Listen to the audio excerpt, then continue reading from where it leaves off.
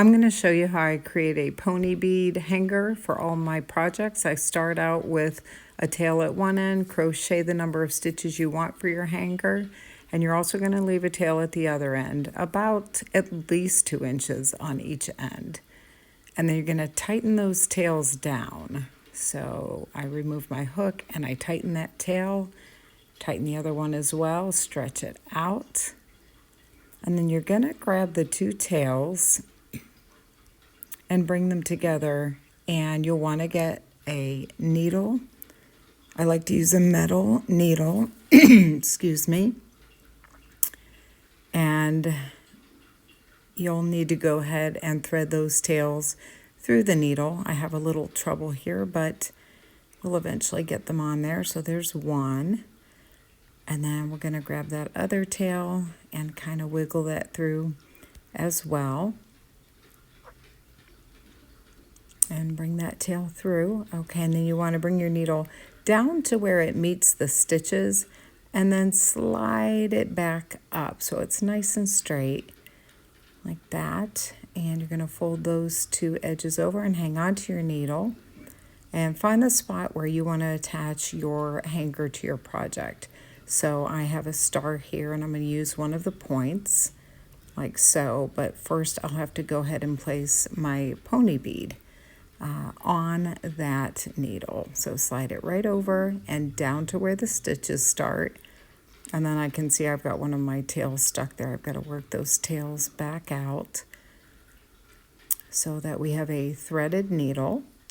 And then we're going to go again to the point on your project where you'd like to attach it. And you're going to put your needle through and pull just until that pony bead is up against your project. Like so. And then you're going to have to go ahead and slide your needle off of your yarn. I've got my tail stuck again here because it's kind of long, but there we go. And now you have 2 tails, and there's one on the left of the bead and one on the right of the bead. And you're going to want to bring those around to the front of your project, one around the left and one around the right.